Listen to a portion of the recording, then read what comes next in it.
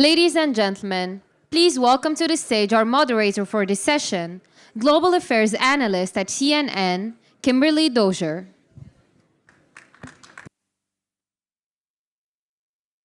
Everyone, welcome to one of our last sessions at the Atlantic Dialogues in 2024. Just a reminder, I am a CNN analyst. My views and opinions do not represent those of CNN. Onward with the introductions to my speakers. First of all, let's bring on, you all know him well, Karim El Alnawi, the Executive President of the Policy Center for the New South. And then we have Renato Flores, Director of the Getulio Vargas International Intelligence Unit based in the marvelous Rio. We have Ian Lesser, Vice President of the German Marshall Fund of the United States. And Paolo Magri, Executive Vice President of the Italian Institute for International Political Studies. Now, two things I want you to keep in mind. Pull out your phones because we're going to be asking you for a word cloud, but first we're going to watch a video to intro the session.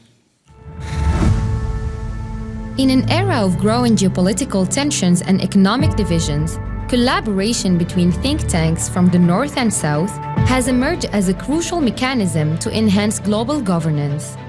By engaging in joint research, knowledge exchange, and policy development, think tanks have the potential to craft solutions that address pressing issues like climate change, international security, and technological transitions while respecting diverse regional realities, demonstrating how collective expertise can shape globally relevant and locally tailored strategies. How can think tanks from different regions overcome the challenges of different political and economic priorities to form effective partnerships? How can collaboration between think tanks improve the inclusivity and effectiveness of policy solutions for pressing global issues? What critical factors ensure the sustainability and long-term success of partnerships between think tanks from different regions?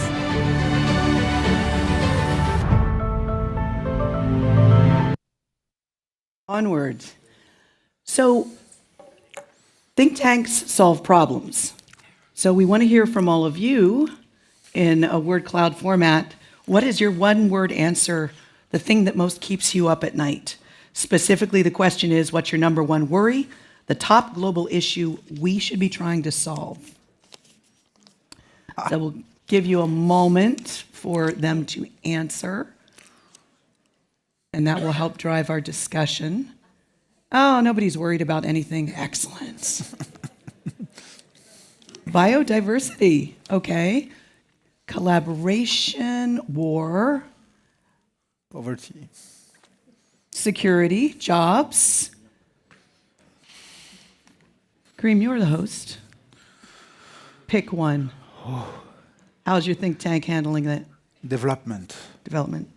Yeah, development. We've had a lot of serious discussions about development here. Exactly. And it's so complex. And we've seen in one of the previous panels the tension between, let's say, climate finance and development finance. I mean, in fact, Masoud at the end said it's a theoretical discussion almost, because in the end it's the cost of development that has increased. And for many, we sometimes know what doesn't work with some certainty, but we don't really know what works. And when you don't know what something works, but you don't have the recipe, you know, we have the recipe to a good couscous, but I might do a better couscous than you. It's the same recipe. Because I'm trained, I've been doing it, etc. So where think tanks are useful is that they are shortcuts. If, let's say, in Italy or in the US or in Brazil, they've been doing reforms for, let's say, you know, water reforms or any kind of public policy, I can learn very quickly. I invite them, I spend 2-3 days, and I can have easy access to benchmark international experience in a very short time, I can compress the cost of discovery and knowledge acquisition. This is where think tanks are very useful. So in terms of shortening the cost of knowledge, and in this community, what we call think tanks are neutral. So we recognize each other's, fact-based analysis, evidence-based, academic-based, methods of science, with a strong understanding of what it means to take decisions. So in terms of when you do that comparison, have you had an instance with the Policy Center where you've followed something all the way to the policymaking target and seen something implemented? I know, for instance, Ambassador Amrani has been an attendee here for years, and now we see the King's Initiative. I don't want to draw a straight line from one to the next, but the King's Initiative is much like Morocco's answer to China's One Belt, One Road to open up investment between African countries and the Atlantic, across the Atlantic. It's very difficult to understand the process of knowledge, even at the individual level. We all take others' ideas. Innovation is the combination of ideas in different ways or two apparently opposite ideas. So what we can do is to produce this knowledge and put it in the public.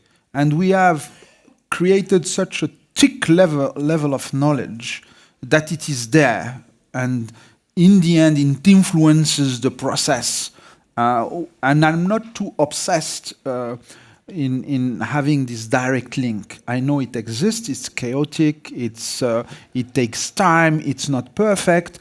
But don't forget that many of us are teaching at universities or in public policy school. It's another way to transmit that knowledge that will, in the end, help personalities introduce ways of seeing things with methods, with values. It's very important. We all share values, universalism, and we have a common core of values that makes us at think tanks. And there are not that many in the world, by the way. America is an exception. If you exclude the US, in the world there are not that many that have those set of qualities, if I may. So it's a very complex process, but it pays off. I can see also the talent we produce, youngsters that come here at ISP and everywhere, and then they move on to other jobs. They take part of that knowledge, part of that way of seeing things,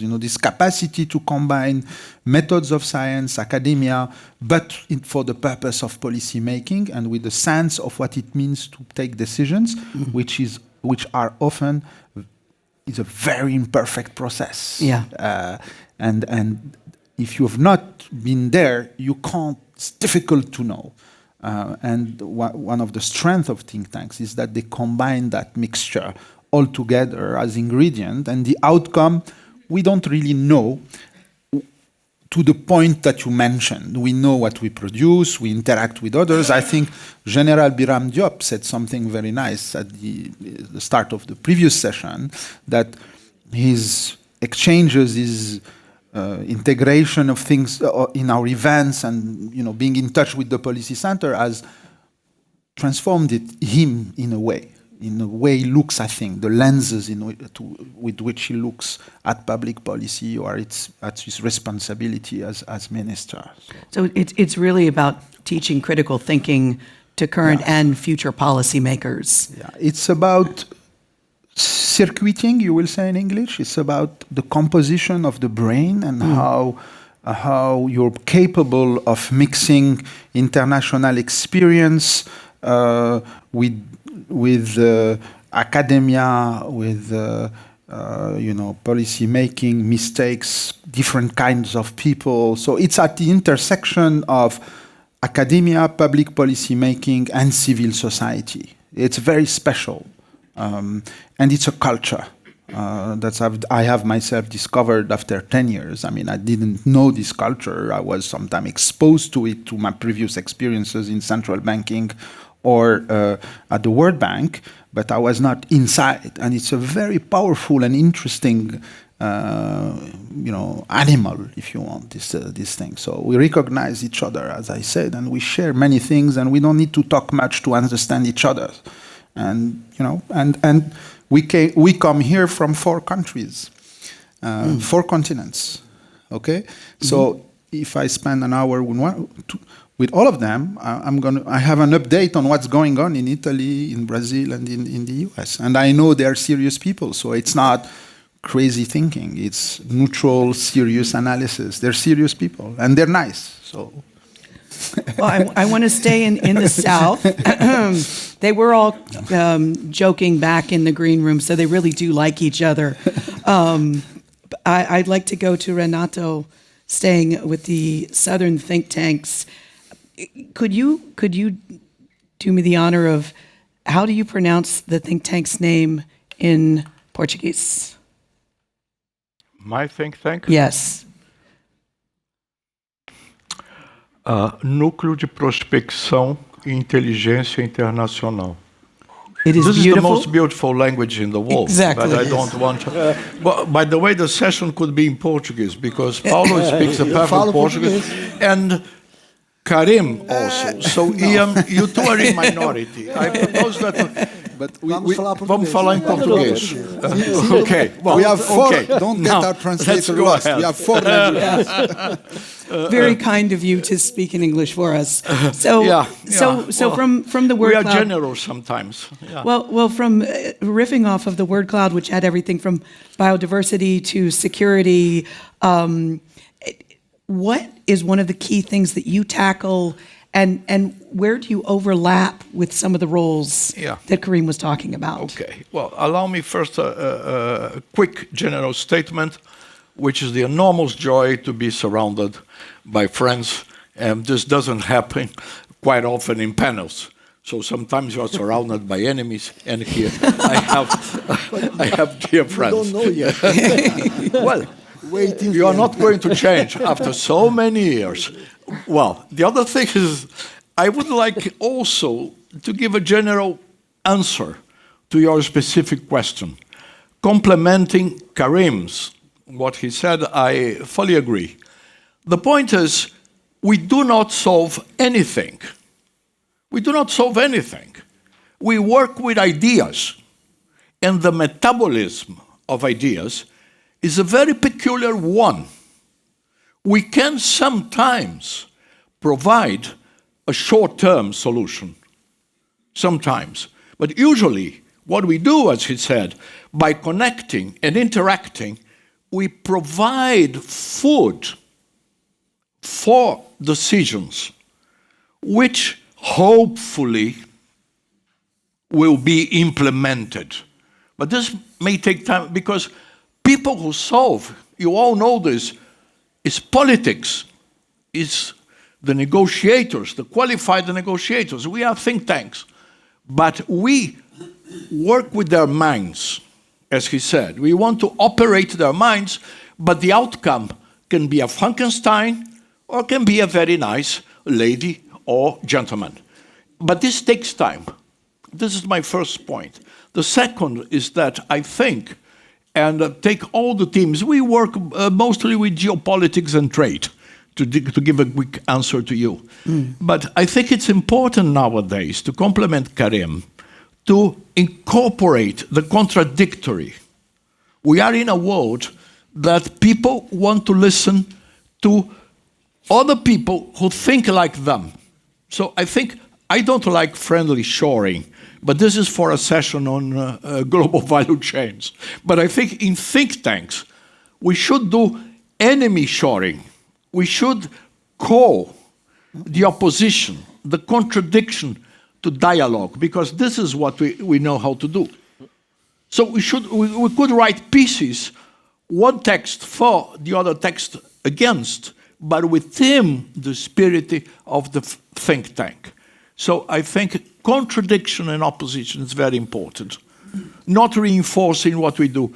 Second thing, disclaimer. Nowadays, with fake news and all that, I think all think tanks should improve their disclaimers, because we receive funds, and we must tell Must improve their funds. No, you said all think tanks must improve We should improve disclaimer. disclaimers. Yeah. We should be more transparent. We should announce the funds and state sometimes our point of view. There's no problem. I could name a lot of think tanks who openly state the viewpoint. That's important. Because then you know with whom you are interact. It's a very controversial topic in DC right now. Yeah, that's a problem. Because the person who pays, usually they want a certain line of reasoning. Sometimes they are open, but they are never 100% open. So I think disclaimer is very important. And the third thing, given that, as we were talking, we are all ageless, though Karim is a young man, but Ian, Paulo, and I are ageless, we must engage the young. So what PCNS is doing with this, you can name it as you wish, young leaders, promising people, I don't know. What PCNS is doing, what ORF and India are doing, is to engage the youngsters in the think tank discussion. This is fundamental, because then the idea will prosper, the idea will grow. You will nourish the idea. So these are my points that I think that nowadays we should care when we think about think tanks. But we don't solve anything. We produce ideas, we can seduce if you want, but no solutions. Politicians solve. They take decisions, we don't take. Interesting. So with that, I'd like to go to Paolo. What is one of the key issues from that word cloud that your think tank is working on? Do we need to see could we show the word cloud one more time to refresh our memory? Oh, not that one, the previous one. This one is this one. This one is our priority one. No. This is for the end. But let me follow up on what has been said so far. Number one worry.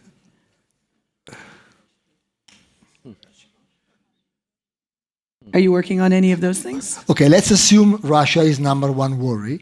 Let me follow up on what was just said. We don't solve the problem with Russia. Okay. Because one of the problems we have, and it's a big issue you mentioned, is that we don't invite Russia anymore. Most of us don't invite Russia anymore. We are not inviting enemies right now. That's too bad. I'm following up exactly on what you said. And even if we invited Russia or other countries which are considered temporarily enemies, we would not solve the issue. So why are we here? Why have you decided to have a session with us at the very end of this incredible conference? Because we produce idea and we build up brick by brick some kind of consensus and dialogue on big issues. We bring people out of the comfort zone. We were together in a conference in Europe, 3 days, Karim and myself. 3 days, and we only talk about Europe. Only talk about Europe. Then you move to the Emirates, and you come here, and nobody talks about Europe. So, and I feel out of my comfort zone. It's where I am. So nobody cares about Europe. I've been spending my life. I live in Europe. I am European. I organize a conference 3 days on Europe, and then I come here and talk China, Congo, Togo, Benin, Burkina Faso, Brazil. But this is exactly my friend Karim, the great merit of this conference. This conference represents exactly what bringing people out of the comfort zone is. So most of you in the room, I'm sure, you have been listening to session and say, but what are they talking about? They say one title, but then they talk of something else. And then there is one guy from Togo, one from Italy, what the hell they have in common? Last night I was at the dinner the dinner on corridors, connectivity corridors, which I know very little on. Connectivity So corridors. that was already being out of the comfort zone. And then I sat down and there was talking about connectivity corridor. To me, it's EMEC for a European is from Asia to the Suez Canal to Europe. They were talking about corridors within Nigeria, and then digital corridor in India. And I said, why the hell I'm here? I should not be here. And then I go back to your point. I reflected. I was actually being forced out of my comfort zone. And while I was listening, I realized that what they were discussing was relevant, can you imagine, to Sicily. They were talking about corridors, harbor as opposed to railway and road in Nigeria and other in Africa, and they thought, okay, this applies to Sicily. And this is the thinking out of the box that we do. So I think that we deserve this last session with all of you standing with us, not because we do something, not because we are able to solve big issue. If there is a war, if there is a climate change issue, we can, as Nicholas has done all his life, raise the awareness, but we don't find the money. We can say that 7 trillions are given to subsidy as opposed to be given to the transition. But that's not solving the issue. It's raising the issue, bringing people out of the comfort zone and breaking bridges. And this conference brings together different continents, different background, different people, and from different content-wide background. And it's really an incredible mixture and deserve a lot of applause to the organizer, I think. And I start doing it. Who is looking demurely into his notebook. So Ian, you are the sweeper. What is the German Marshall Fund focused on from your perch in Brussels? Russia, war? Well, all of those things. I mean, we have a particular, we're a little distinctive. There are others like this that we have a kind of guiding sort of mission, which is all transatlantic. We managed, fortunately, to stretch that definition beyond just US and Europe to include the whole Atlantic basin, which has been very interesting to us. But, I mean, in many ways, the core of it does remain this US-Europe thing. But almost everything that was on that word cloud touches what we do. You know, I would say if I were to look at that list again, what really struck me was the mix of things that are partly traditional international affairs and partly domestic public policy. These things that are at the seam between those two things, whether it's about migration or health policy or even the security issues, many of them, development issues, international economics. Anyway, a lot of what we're doing is not traditional foreign policy, even though when you think about transatlantic relations, that's maybe the first thing that comes to mind. So, I mean, that was one thing that struck me. The other thing is more generic, but also maybe more important, and I think a number of people have mentioned it in a way. It's fighting against this, what someone has written about this, calling it truth decay. Truth decay. The decline of objectivity, fact-based analysis, open debate. You know, on the research side, that's hugely important. But even on the convening side, I mean, the part about that that's about the debate is hugely important. I think there it gets into this question of, you know, what are you doing? How do you measure it? How do you measure success? You know, boards, funders, everybody's always asking us, how do you measure success, right? It's in this space, it's extremely difficult. It's extremely difficult. Sometimes on the analytic side, you can sort of say, we studied a problem, someone took up that solution, and there you go. But for most of this, it's not like that. It's about outreach. It's about who was exposed to your ideas. It's also, I think, you know, we do a lot of meetings like this, not only at this scale, mostly smaller, but some like this. And you say, well, what's the product? Well, I think the biggest product is what everybody who's here takes away themselves. Because everybody takes away something. Anyway, you know, the whole debate, you know, of question of think tanks and their cooperation. I mean, first of all, think tanks are all different. They have a different mix of what they do. They exist in different ecosystems, different places have different rationales for existing. In Washington, it's one thing. In Brussels, it's another. In Rome, in other parts of the world, mainly in the global south, it's about contributing to the national capacity for public policy. That was at one time an aim even in the United States. But if you have 1,000 institutes in Washington, it's not so much anymore. The final point I'd make about that is that the scale makes a difference, because if I've worked in think tanks pretty much my whole career in different places. There are so many of them in the United States that they are their own self-referential ecosystem. The audience is, for the most part, other think tanks, for better or worse. So just to be aware of that reality, maybe just a final thing to throw out is that the world is changing around think tanks, and what they were doing in the 1950s or 1960s is not what they can do or should do maybe today. It's a much more polarized environment as well. You can do all the objective analysis you want, but if government's not interested in listening to you, and they vary, even in the United States, let me say, across administrations, then you have a problem. So picking up on Renato talking about calling the opposition for dialogue, and Paolo talking about bringing ideas into the comfort zone. One of the reasons I always attended the Brussels Forum that GMF has in the past is I've met some of the top Republican and Democrat figures that then go into government or are in government. So how do you do that? Well, we're going to test that in the new coming years to see. It's sometimes more difficult. People are very distracted. They're very busy, quite apart from the politics. How do you get them in the room to be with you?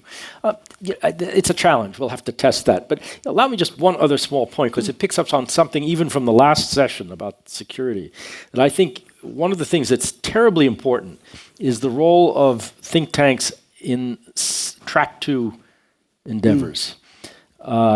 Bringing together people who wouldn't, not just people with different views, but literally adversaries or potential adversaries. I spent many years at the RAND Corporation, and the whole architecture of arms control and disarmament and the notion of what was stabilizing and destabilizing basically came out of conversations between people at RAND, it was before my time, but people at RAND and people at IMMO in Moscow, or the Institute for the USA in Canada, or whatever. And they used to, the United States and the Soviet Union were deadly adversaries, but we used to have lunch together all the time. They'd like to come to Santa Monica in California, okay? Yes. We went to Moscow too. But we agreed at a certain level about what was stabilizing and what was destabilizing. It was hugely important to be able to do that. We don't have any of that today, by the way. Are you writing Russians now in your initiatives, for example? Right now, you see? No, I'll That's tell what you I'm saying. why. For two reasons. First of all, it's hard to do it. Secondly, we're a proscribed organization by the Russians, and if we invite a Russian who's willing to come, they're going to get into trouble when they go home, and they need to know that. I was just going to say I went to a fabulous Track 1.5 meeting that the Observer Research Foundation held in Delhi. I have never learned so much in 2 days. But just for the audience, can one of you explain the difference between Track 2 and Track 1.5? Ian, can you? The Track 2 thing is just an informal, unofficial, gatherings of No people. communication. No government. 1.5 mixes in some government Some officials. active duty government folks and Yeah. thinkers. I think that Ian just struck my mind. You gave a very interesting idea for cooperation, because I have doubts about when people talk about cooperation out of the blue. But one thing that could be interesting, and here we have already 4 think tanks, would be to choose main issues. I think security is a wonderful example in which different think tanks would do a joint effort to produce pieces on that theme.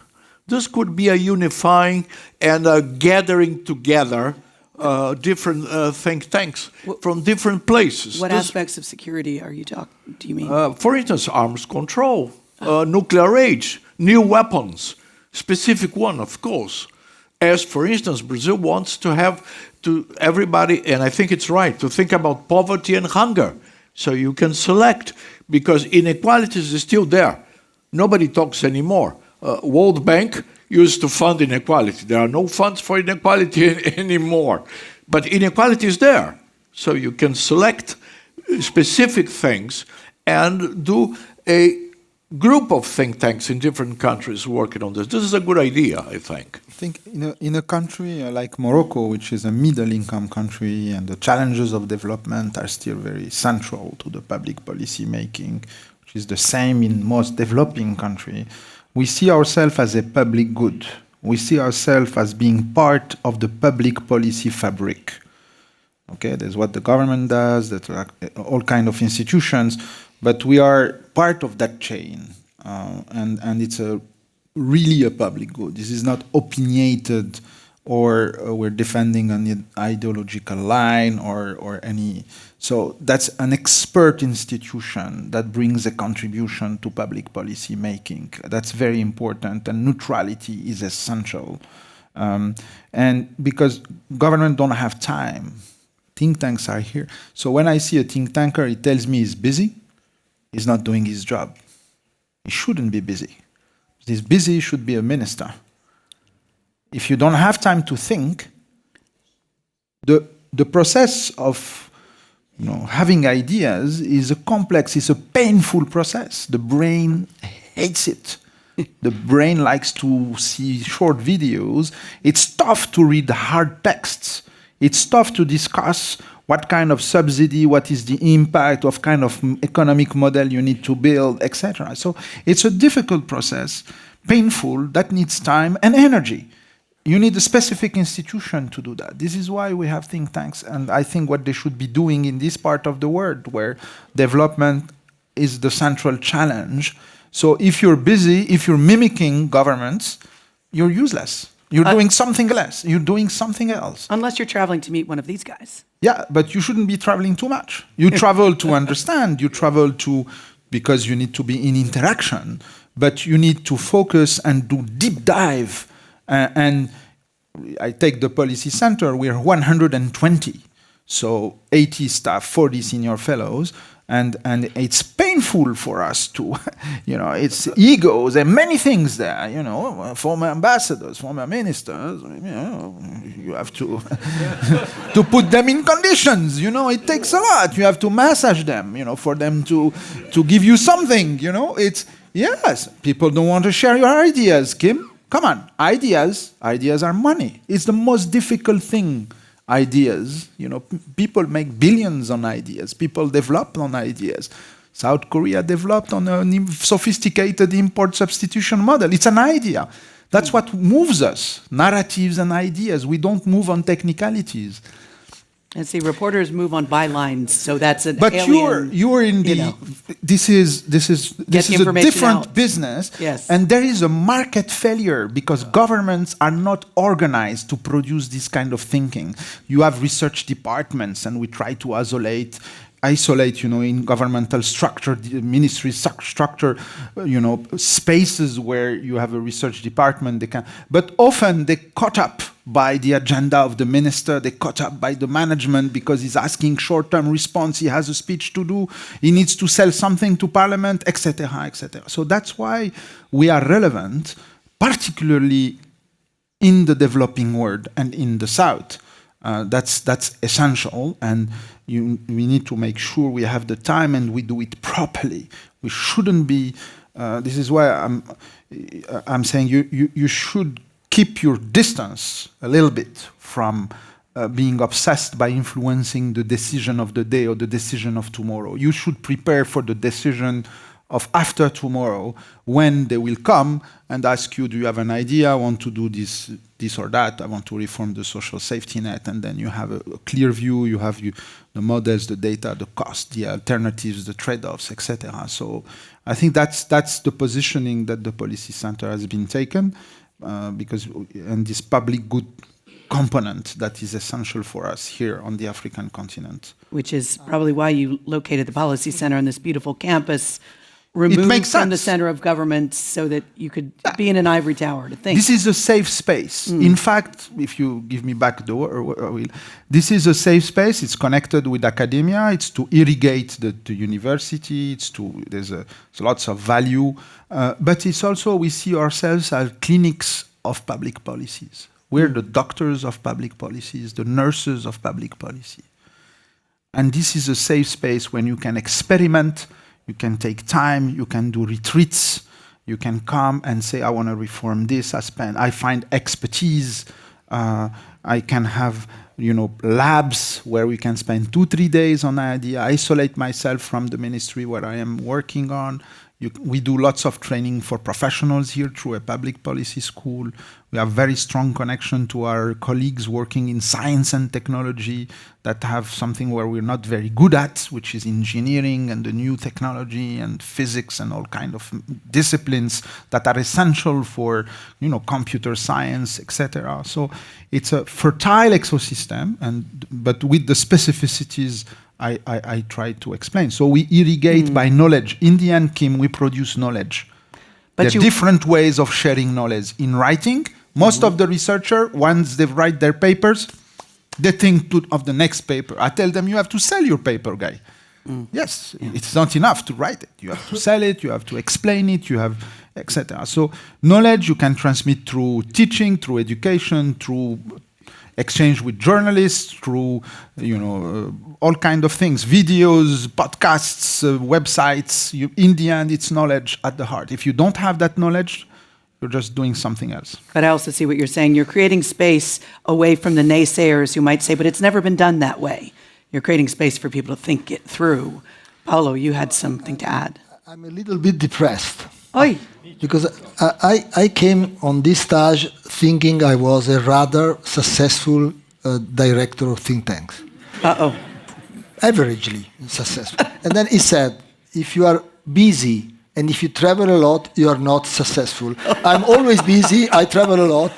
So this is another example. I'm out of the comfort zone. But so I'm a total failure. So Italy is not a middle-income country. No, don't try to. Isn't there a difference between the directors and the thinkers? No, even you've got squirreled away writing. Allow me to comment, even if I'm not a successful think tanker.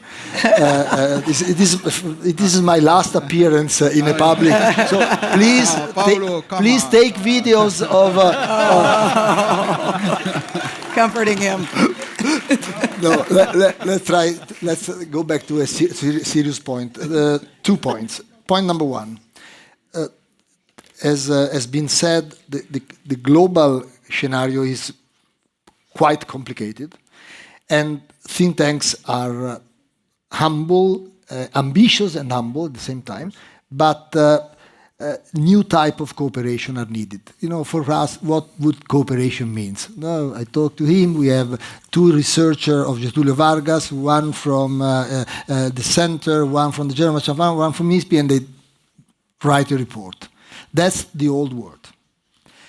The new word is deeper cooperation, meaning that we need to join forces, as we do, by the way. You can explain. Then you will explain. No, I don't. I just want to make 2 quick points, but it's you that will. We have decided India, Morocco, and Italy, the south of the world, but we in between a little bit the north. If Morocco is the north of the south, we are the south of the north, and India is everything. So we decided to do like you do in company. You just don't just buy and sell. Sometimes you merge. That's the utmost level. But sometimes you combine efforts, and we exchange stuff. We do joint report. We merge a little bit our future leader programs, and that's a new way of looking at the cooperation. And these are just examples. My last point. You mentioned the importance of young people, and we believe that's crucial. And we believe it is crucial to create a new generation of think tank leaders that shares the value of this conference, which means out of the comfort zone, interdisciplinarity, intercontinental approach. So what we, with humility, started 2 years ago is to have every year in one of our flagship events, called Next, for Future Leader, to invite every year 50 think tankers from 50 think tanks in the world, north, south, east, west. And they spend 2 days with the other future leader, and then they keep debating with us in the next 2 years and meet think tanks director, Karim and That's others. just like rival kings used to exchange hostages. No, give their sons. no, because they are free. They are free, Okay. but they are, so it's Intermarry. 50 in 1 year, in 10 years, 500, in 20 years, 1,000. 1,000 people. You know, this is nothing new. This is what the former parties in the past, the Communist Party, the Socialist Party, the Christian Democrat did. They had international network where people from different countries sharing the same ideology, in that case, the same work in our case, would meet and grow up together. And then take Italy and Germany. Christian Democrats were in government in Italy and Germany, and at the point when the euro was launched, they were one against the other. Germany didn't want Italy to be in euro, and they were two Christian Democrat governments. So they were fighting from different positions, but they were friends since childhood. They knew how to have a dialogue. This is what we have in mind. So build across North-South division, Iran, Russia, Israel, whatever, a generation of think tankers that know each other, not in their field. They know each other in their field. If you work in the Middle East, you know everyone in the Middle East, but you know nobody in digitalization, in climate change, and so on. So they should meet and know each other and then get in love with each other, which is the nicest part of it, of course, and do whatever the marriages Ian mentioned is necessary. Yeah. That's my 2 points. And Renato, is this how you create these long-term relationships? Part of it, so that the think tanks don't just relations don't break down when a director changes, etc. Sure, but I want to add something more lateral at the side of the very logic and very interesting statements that have been made. In Castellano, and of course I, as a Portuguese speaker, I feel very sorry for my friends who are compelled to express themselves in this underdevelopment and poor language. But anyhow, in Castellano, there are a few interesting expressions. One is confusión de confusiones, which means you have such an amount of different confusions that you create a higher level of confusion, which is the confusión de confusiones. This is good, I like. Well, I think that at the side of all this, we should, you were talking about cooperation, we should create a confusión de confusiones in the world of ideas, because the confusión of confusiones brings forth creativity. So we do not decide, we do not solve, we help, we make people aware, but we also should create a confusión de confusiones, because it's out of the confusiones that maybe new solutions will come up. Bellissimo. Well, speaking of how new solutions come up, I know this meeting that we're all at started because of cooperation between two think tanks. It's an example. How did it start? How did it start? Well, it started even before the Policy Center existed. Before it's 15 years old. This cooperation on different things, on research, but this was always kind of at the core of it. It actually started in Rabat, and for some years GMF did it. You supported it. That was the key. And I want to come back to that funding point, because this is not irrelevant to a question you were asking earlier. You have to have the resources. There was a model. It was a little bit our Brussels Forum. And there was an intellectual idea, which was this wider Atlantic idea. And the combination always made sense, but it evolved over time. And now, of course, it's done by the Policy Center. It's better, by the way, let me say. It really is great. But that was, I don't think we could not have done that ourselves. Probably at the beginning, maybe you couldn't have done it yourselves, I don't know. But in any case, there was a wonderful nexus of capacity there, which was wonderful. And I think that gets to a bigger point, which is that there is something very powerful, not only out of the different regional settings that we operate in, but also we have different operating models and strategies and capabilities. Some have enormous research capacity. FGV has an enormous research. RAND, say, has, you have it here in the Policy Center. At GMF, on that side, we're smaller. We do a lot of convening. We have a lot of outreach. We have a lot of that kind of things. We bring something out. Some places are a kind of mix of all of that. And I think, and that's always changing, that mix, but it's extremely important because it's what gives a kind of power and a kind of comparative advantage to these combinations. I think that's a hugely important thing. But yeah, absolutely. This is the product of a collaboration between two think tanks. I'm still wondering, how'd you all meet? Was there a date? Yeah, it was a bit of a Paolo travels like a lot. like all of these things. Like all of these things, it's a little complicated. It was a product of the. It was a little bit the product of this distraction that you've nicely labeled as something of a failure. Well, it was in a way, because part of the problem in the United States is you don't very often have the luxury, at least in this big competitive, of just people like me spend most of their time raising money for projects for other people to do, and that's fine. That's the market and the operation and the strategy that's the world, the way it works. But in any case, in that it was the chairman of the OCP group who visited.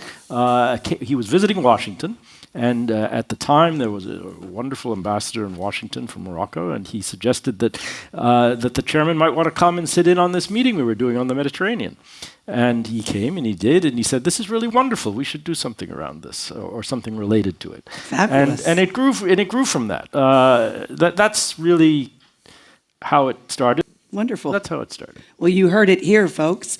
Now, I'd like you all, as we pivot to audience questions, we have the second word cloud question for you. This one is, what is your one-word takeaway from the 2024 Atlantic Dialogues? Already. It's not finished yet. Not quite. So. Cooperation. Security, cooperation, commitment. Dialogue. Cooperation. Good. Innovation. So Innovation. it's small. Tagine. Tagine, there you go. It has been excellent catering. Dialogue. Good.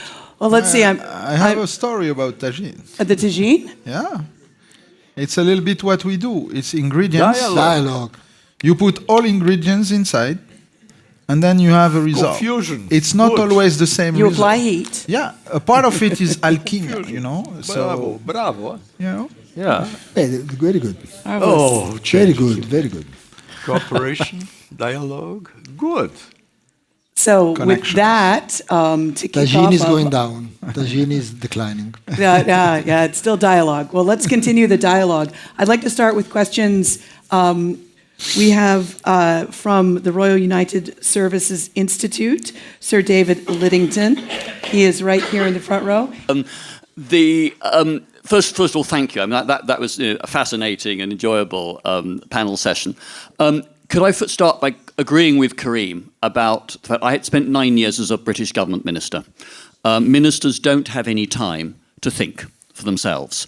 But a good quality minister will welcome ideas coming up through think tanks, not least because it then enables you to challenge your own officials and say, well, why aren't we doing what they're proposing now? Is there any thinking going on about this? And if not, what are the arguments against? So it helps to improve the dynamism of thinking within government and the quality of thinking within government. But my other suggestion was going to be coming out of the last session here before lunch on security, where it seemed to be agreement at the end that actually it was maritime issues that provided one of the big opportunities for a genuine thickening up of Atlantic basin dialogue at governmental and international institutional level. And it seems to me that cooperation between think tanks might be a way in which to give governments of all four continents and the people advising the ministers in those four continents some ideas about how to build on the current sort of very basic structures of cooperation that exist. So it's bringing together different perspectives, different geographies, but also different disciplines. You know, at some point, security policy, which RUSI, my think tank, specializes in, with climate policy or technological expertise, somebody who's really up to speed on the difference that AI and quantum are going to make to these security issues. So there might be a program of work to take forward. It seems to be one of the challenges that came up in the discussion is how is this funded in a way that is transparent and does not impinge upon editorial independence. And you know, money's got to either come from a philanthropic individual with deep pockets, or it comes from sponsored research from governments or private sector. And how does one ensure that that is known? I agree on that. And how do you make sure that the funders know that they're going to have no say whatever in the editorial content? And we refuse to accept money from people unless they sign up to our editorial independence.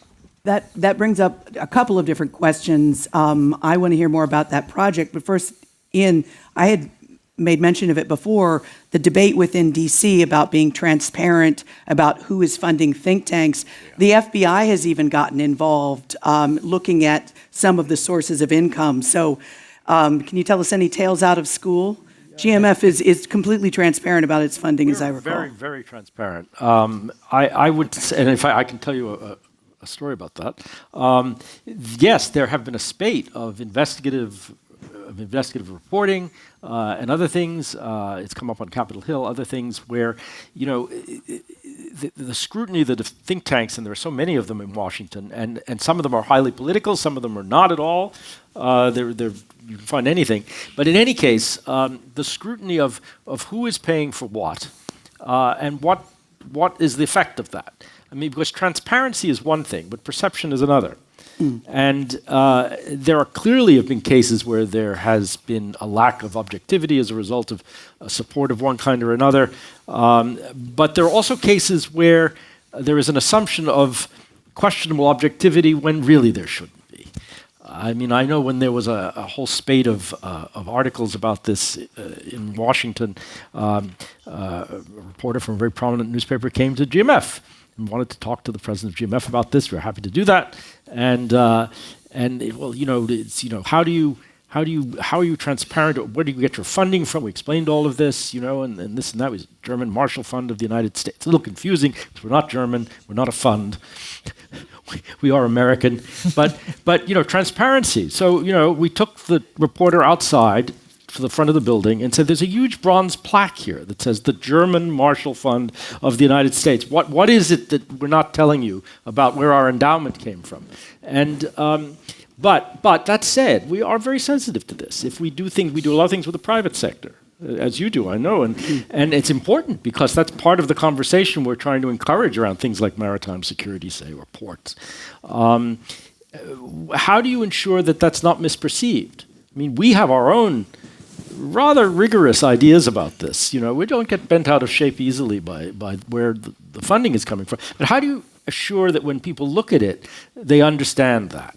It's easier. I was going to say, are people public about, is the RUSI's practice of the editorial independence, is that standard? Of course, and we have statements about this and all the rest of it, but part of it is managing the perception. I mean, so for example, if you do something that touches very closely on private sector interests in the digital world, say, or something like that, much better to have 6 different companies helping you pay for it than one. Yeah. Will it make a difference to the outcome? Maybe not, but the perception is very, very different. If you're going to have the UAE funding it, you should also have Qatar funding it. Yeah, well, we don't have either funding it, but that's more a function of what we work on. But it is a huge issue, and transparency only takes you part of the way in solving that problem.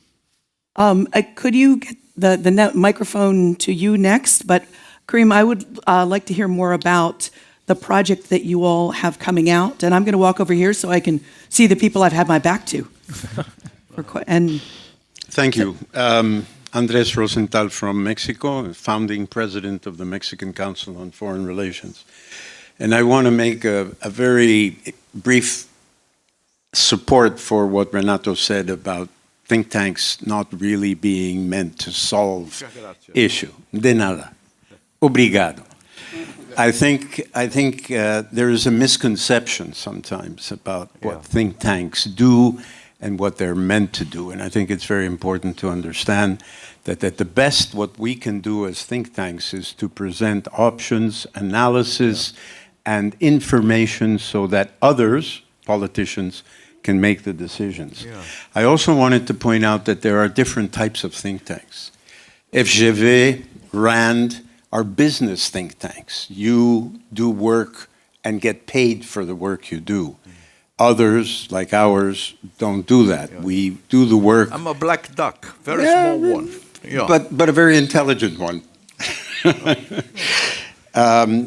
And I think also that there is one issue which hasn't come up, which is the issue of the interaction between think tanks and governments. In some cases, and I think it's mainly the case in the US, I think it's the case in Brazil, governments are interested in what think tanks can do for the reasons that were mentioned. Governments don't have time, they're pressured, they're putting out fires all the time, they don't have time to think that much. But there are also governments that don't like think tanks and that consider think tanks to be, to some extent, either opposition or enemies. Many think tanks in the international relations field are populated by former diplomats, former ambassadors, the ones that Karim says you have to massage and be nice to. But the fact is that governments sometimes see these former officials as a shadow cabinet of some sort. And so the communication between the think tank and the government is difficult. In the US, and Ian knows this very well, there are think tanks that have been identified with a political party, at least sympathetic to a political party. Germany has think tanks that are directly related to political parties. And so that's also an issue, I think, which is worth putting on the table in terms of how think tanks interact with governments. Thank you. Thank you. I'm actually curious about how you all feel about Project 2025. The Klieg lights of the world is talking about Project 2025 and wondering how much it's going to drive policy. Would that be uncomfortable for any of your think tanks? They've used the process I mentioned. They've been preparing, so they're prepared. Yeah.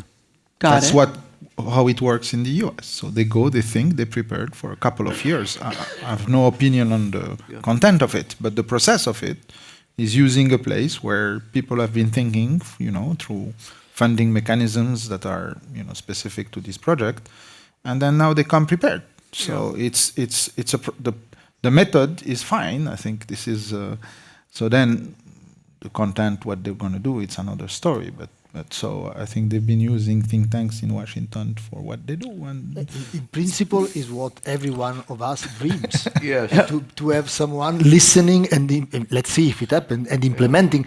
But that's a different kind of think tanks. You correctly mentioned that there are independent think tanks which are, like in Germany, funded mainly by the political foundation. So they are serious and independent, but they are funded mainly by one institution.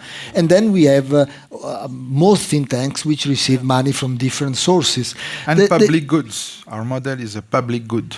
Yeah, it's a true public good that is being supported through a foundation of a state-owned enterprise that has a social license to operate a commodity and gives back to society in a very special way, very original and innovative way. Through a university, through this think tank, it's creating public good for the general public, and we make sure it's inclusive. It has to be consumed by all categories of the Moroccan population. This is why at the university we make sure to give scholarship, big chunk of our, on average across departments, I think it's close to 70% of our students that have a scholarship. So it's essential. If you're a public good, it's for everybody to be consumed without moderation. It's to improve the general cognition level of complex issues. So this is why we have these young leadership programs. We make sure they're diverse. We make sure to hire people from all regions of Morocco, all social backgrounds, etc., etc. So it's a moral responsibility. We are just custodians of something. It's an amana in Arabic.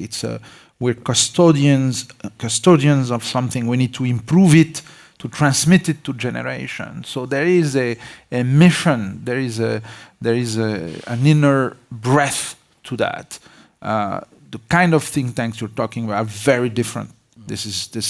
They have their role in the democratic process, in the fight for ideas. I think it's healthy.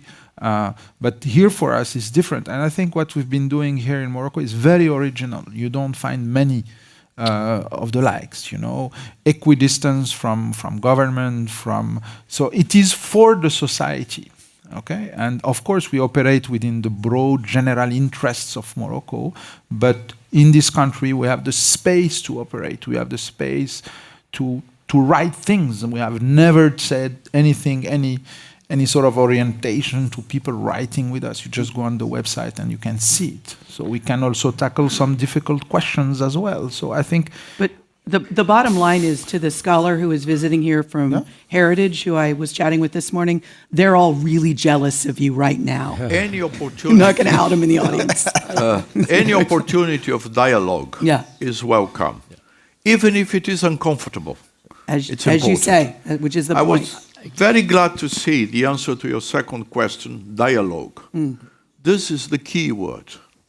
On the point about the Agenda 2025, one of the things, this is, as you say, it's part of our it's part of the process in Washington. It would be a perfectly normal thing in any change of administration for every think tank in Washington and outside of Washington to be sending to Washington, these are our list of things you should be doing, and everybody's busy doing this. In this case, what makes this very distinctive is that it's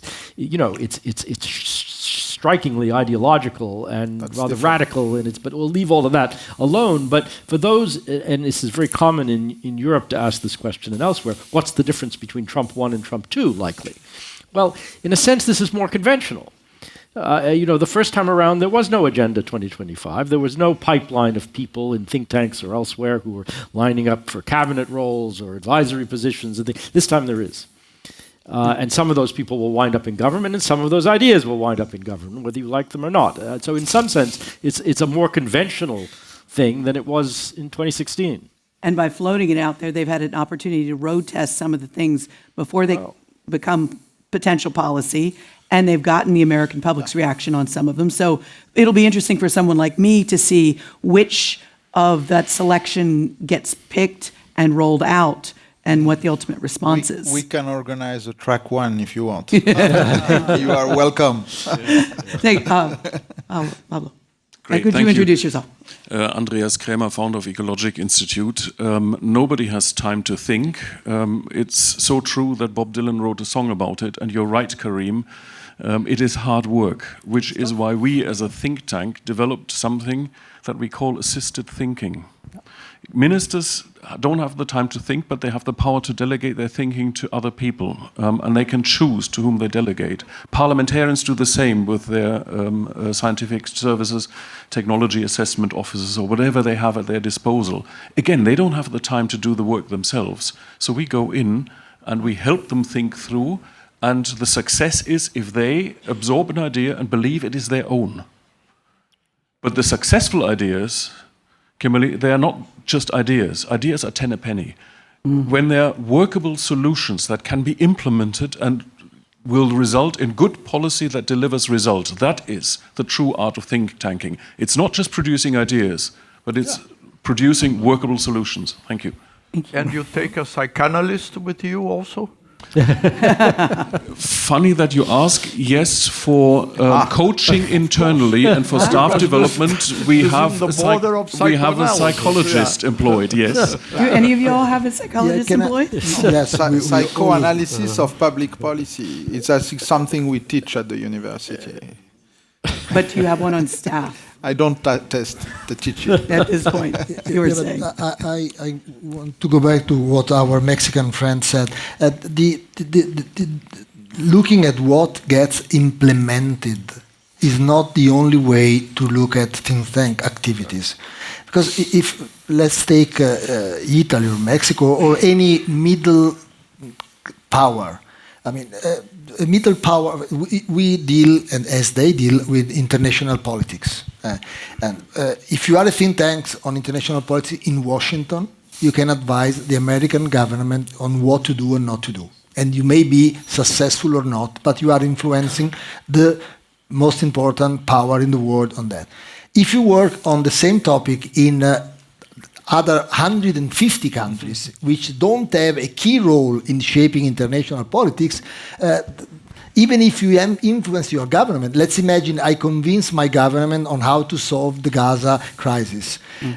Is my government in a position to solve the Gaza crisis, or are 150 other governments in the world able to do that? No. So I think it's limiting the analysis to look at that only. Think tanks do all the other things we've been discussing in this hour, help the public opinion understand what is true and what is false, which is one big topic. Shape track 2 dialogue with other countries. Keep the lights on a crisis or issues which are not under the screen. For example, let me tell you what we do every 6 months in my institute. We have a publication and an event on forgotten crises and wars. So nobody talks about even here about Sudan or about Sudan? other. Okay. I mean, Sudan is totaling itself the number of people starving in all the other crises we talk about every day. But I have to tell you, as a reporter, every time the Biden administration does something on Sudan, I want to go cover it, but I'm too busy chasing all the news of the day. You're busy. Wait. If you're busy, you don't think you're out market. But take Afghanistan. So 2 years ago, we were saying what would have happened in Afghanistan. It's happening, but we don't talk about it. So this is our role on top of everything else we discuss. It's not just transferring ideas into policy. For Karim, it's different. He's mostly on economic issue. And so it's the reform agenda of a country. And you need to get what you suggest implemented, completely different from other think tanks. As always happens with a very rich discussion, now I have like 5 questioners. I'm going to take 4 at once. This gentleman, that lady, my colleague from the United States, and that gentleman back there. So the lady in the jacket. Can you introduce yourself? Lady in the jacket. Hello, hi. My name is Nusrat Farooq. I'm from India. I am the founding partner of Artificial Intelligence Strategy. Before this, I worked in counterterrorism and social media. The beauty of this conference, I'm also an Atlantic Dialogues Emerging Leader 2022. So one of the beauties of this conference is the intergenerational dialogue, the intergenerational cooperation. There's going to be, the last panel today is going to be by emerging leaders of 2024. So I think this is an excellent opportunity to ask the current leaders about one advice that each one of you will have for emerging leaders. I think one of the things is making friends, of course, here, thinking about cooperation between the current leaders and the emerging leaders, but one thing that each one of you would say for the emerging leaders. Okay. Thank you. One piece of advice. Gentlemen in the back, if you could give your question and introduce yourself. Yeah, my name is Arkaba. I'm a British Academy Global Professor, and I have been in the public service. I would like to ask the panelists, is it true that think tanks are neutral? And do they have also to be neutral because they have perspective, ideologies, funding, etc.? So my understanding is they are never neutral, but it's also a positive thing to say that they are not neutral. Okay. The second point I want to put on the table is we have been primarily talking about those independent think tanks funded from different sources. But I see two major think tanks that have been omitted from this discussion. One is the universities think tanks or research centers, and government also think tanks. And I would like to bring this point. Sir, we have two more questions. Yeah. There's so little time Yeah, left. my question is, I'm looking from an African perspective. No major think tanks, and those who are in the think tanks also have to respond to funding agencies. And I see the policy center have made successfully in the last 10 years. I would like to hear more. How can we create African think tanks that can really change for betterment of society? Okay, advice, neutrality, African think tanks. If you could give your question. Gentlemen, are you keeping track of which ones you want to answer? Right. Hung Tran from the Atlantic Council in Washington, D.C.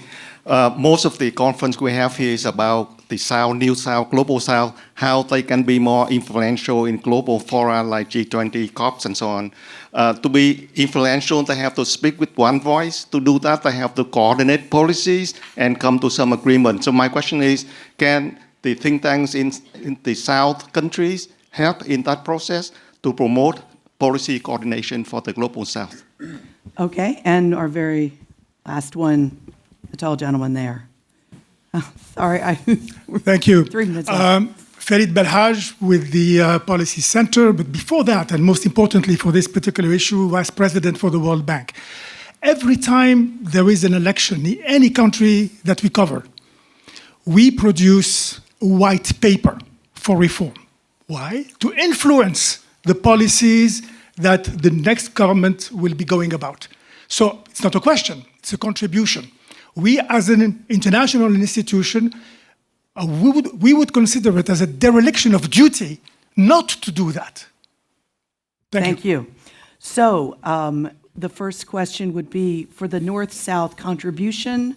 Can you tell us about the project that you're about to come out with? We haven't had a chance to. Yeah, you touched on it, but what? I don't want to consume too much time, but we have a beautiful project with Paolo that feels to be the south of the north, and we are north of south, and India, and I salute our friend from ORF who is here.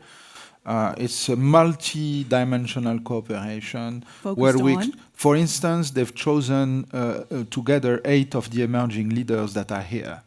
So we've merged our emerging leaders program. So Paolo has one and ORF has one, and we send to India and we choose, we select. They trust us for the selection. We trust them. First thing. Second, we exchange. We send our staff to spend time at their institution to understand how they work on the inner works of the think tank. Researcher exchanges. We produce also an annual report. It's here. It's published on our website, Global Dynamics in a Year of Domestic Contestations and Political Shifts. So I salute the efforts of my colleagues who have been doing this. The second edition. Then we have also panels. So like this one, we organize joint panels on think tanks, on topics, etc. So I think that's a way to do it, and we coordinate, we meet each other, we're on WhatsApp, we talk, we exchange ideas. A piece of advice. Take the time, be curious.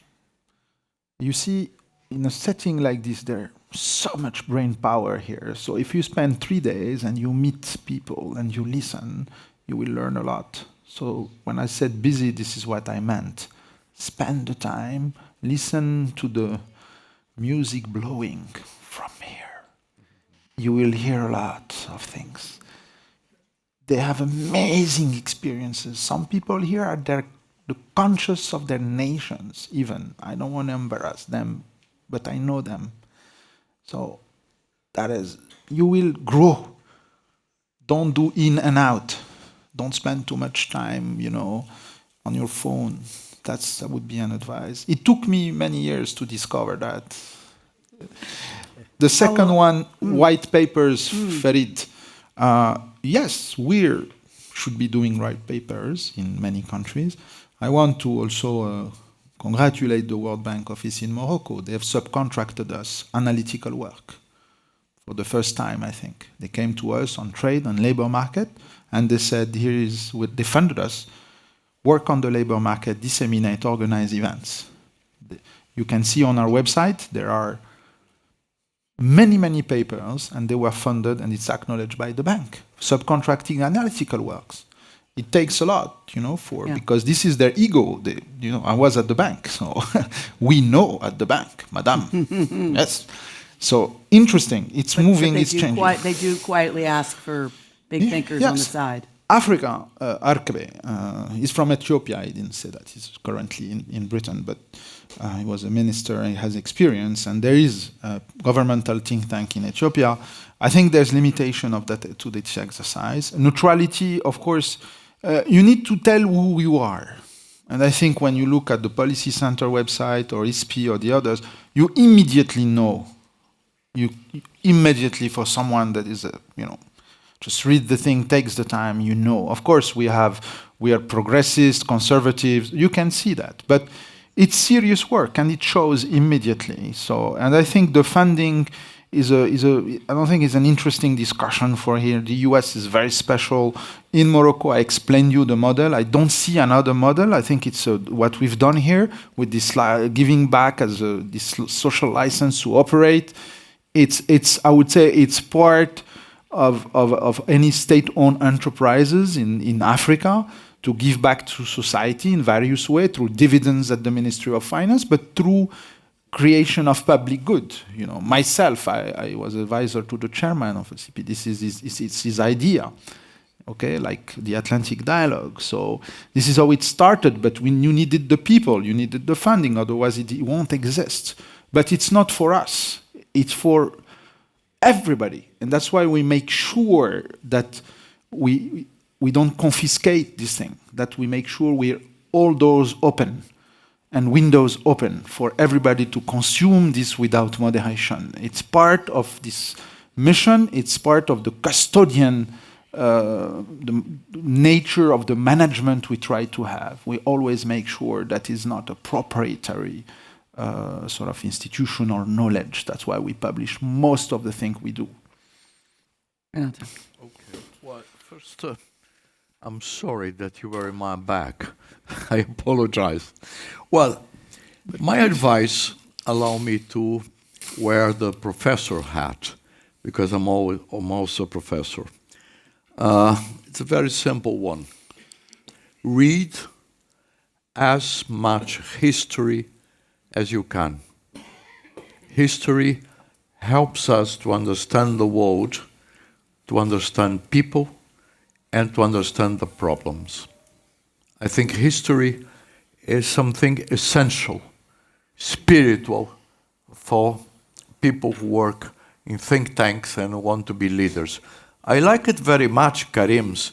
I think I sensed a touch of Rumi in your advice. I sense it, but it's very good. But read as much history as you can, please. My dear friend Hong Tram, and I must announce to the audience that Hong is the prince of the 2 pages policy briefs. He writes, I never saw pieces so dense, so insightful as he does. I'm a fan of everything he writes. Well, given this, my dear Hong, I'm skeptical about this huge coordinating efforts.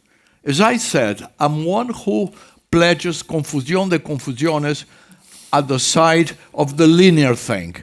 So I wouldn't engage in this. Let us leave the global south as mysterious and as diversified as it is. Let us see what happens. Excuse me, but you are still my prince. Regard funding and Africa, you mentioned ecological think tanks. Oh, this is a very complicated area because there are plenty of interests there.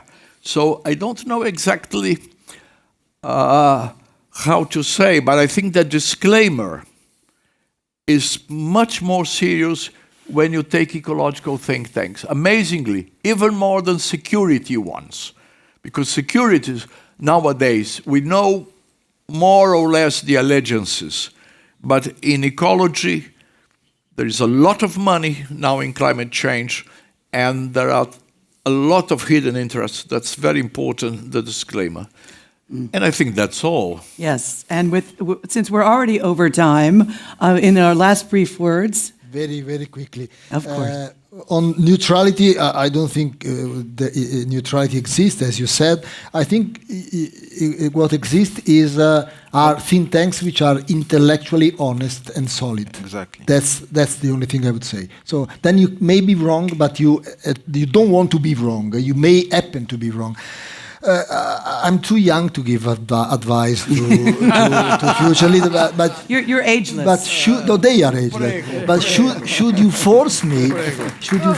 I would say what I repeat what I keep telling to the future think tank leader when I meet them in Milano: be humble. Be ambitious. The two things together. If you are only humble, you are stupid. If you are only ambitious, you are stupid. Be humble and be ambitious. Well, you are not Indian. Be Paolo.